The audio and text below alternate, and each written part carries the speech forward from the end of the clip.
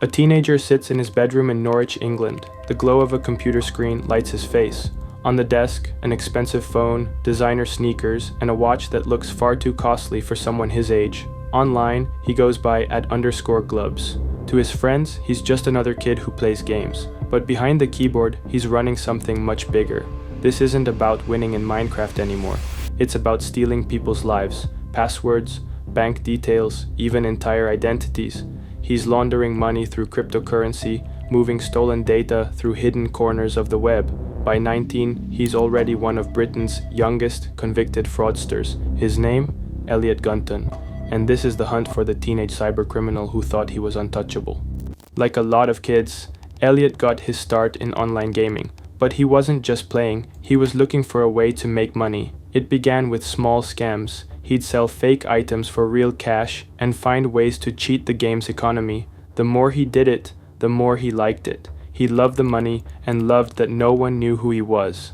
Then he found his favorite trick, phishing. He learned to build fake websites that looked just like the real ones. He would trick players into entering their usernames and passwords. Once he had their account, he'd take it over and sell it to someone else. But virtual money wasn't enough. He wanted real money. And he realized that the skills he learned from gaming could be used for something bigger. This was the moment he went from being a kid playing games to a kid playing with people's lives. Elliot's first big target wasn't some online game, it was a giant company, TalkTalk. At just 16 years old, while most kids were focused on school and video games, Elliot found a weak spot in their defenses, a tiny crack in the armor, and he broke through. He didn't just get in either. He stole something massive, the names, addresses, emails, and even the bank details of a lot of their customers. This was no prank, this was a professional level hack. When he finally got caught, the country was stunned. A teenager had caused all this chaos. Elliot admitted what he did in court. And this is where his story takes a turn you wouldn't expect. Most people would think a crime like this means one thing, prison. But the judge gave him a chance. He got a 12-month youth rehabilitation order. He didn't serve a single day in jail. His defense argued he was just showing off to his friends. It was a huge gamble by the court. They gave him an out, a path to get his life on track. They believed he was just a kid who made a mistake. But for Elliot, it was a moment that taught him something else entirely. It showed him that he could commit a major crime and get away with it. He was a kid who had just faced a serious charge and walked free. To him, this wasn't a second chance. This was a loophole. The system had given him an easy out, proving to him that his skills were more powerful than the law. The game wasn't over. The stakes had just gotten a whole lot higher. Elliot was just given a second chance, but he didn't see it that way.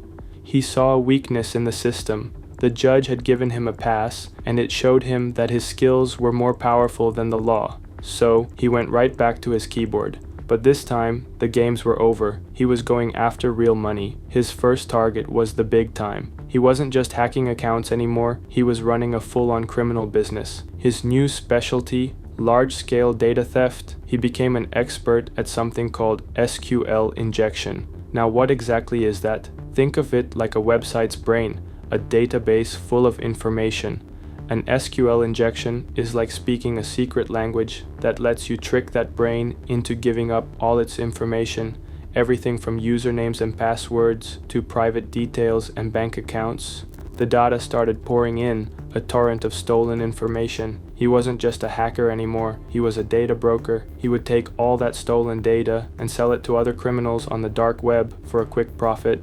The money came in fast, hundreds of thousands of pounds. But here's the problem with big money. It's hard to hide. The regular banking system is a police officer's best friend.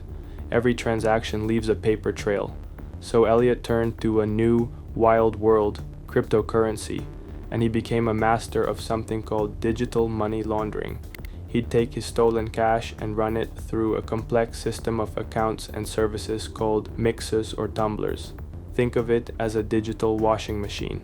He would dump his stolen coins into the machine, and it would mix them with thousands of other coins from all over the world. When they came out, they were clean, completely untraceable. He'd transfer funds from wallet to wallet, over and over, until the trail was completely cold. This was all happening in the background, a silent money machine working to hide his crimes, and it was paying off. This torrent of illegal money allowed Elliot to live a life most of us only see in the movies. He bought expensive electronics, exclusive gear, and things a normal teenager could only dream of.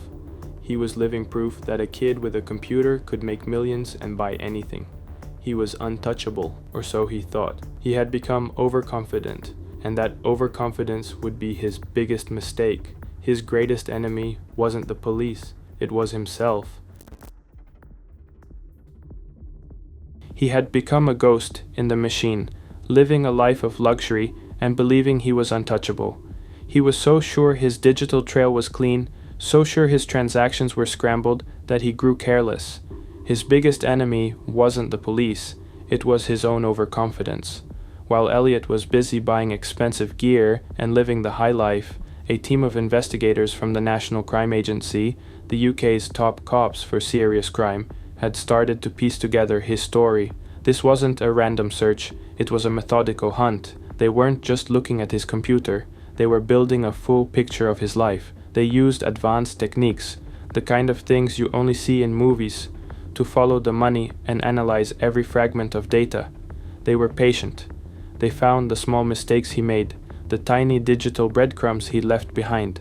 They connected the parts of his life he didn't realize were linked to his crimes. They had a mountain of evidence, and the net was closing in fast. The hunt reached its climax in April 2018. The police didn't need a search warrant for a random raid. They had a reason to be there. Elliot was still under a court order from his Tok conviction, and the police made a routine check to see if he was following the rules. And that's when they found it all. They seized his computers, his hard drives, his phone. The digital fortress he had built came crashing down in an instant. It wasn't a movie raid with guns and helicopters. It was quiet, methodical, and chillingly effective. The police took all his devices, and with them, his entire world of secrets. They discovered he was still running his scams, selling stolen data on the dark web, and that he had amassed a fortune in cryptocurrency.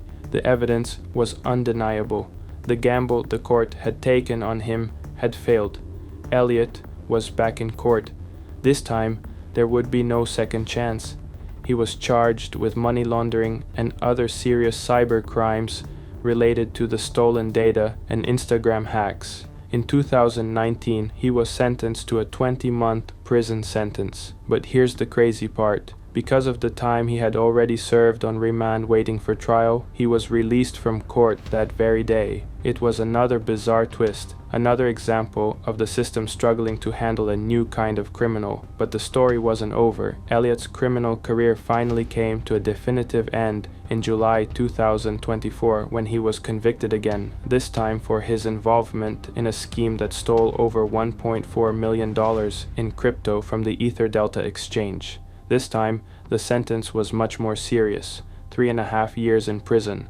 The bill had finally come due. Elliot's story is a lot more than just the rise and fall of one teenage fraudster. It's a powerful warning for all of us. His crimes had a huge financial and personal impact on his victims, many of whom never got their money back.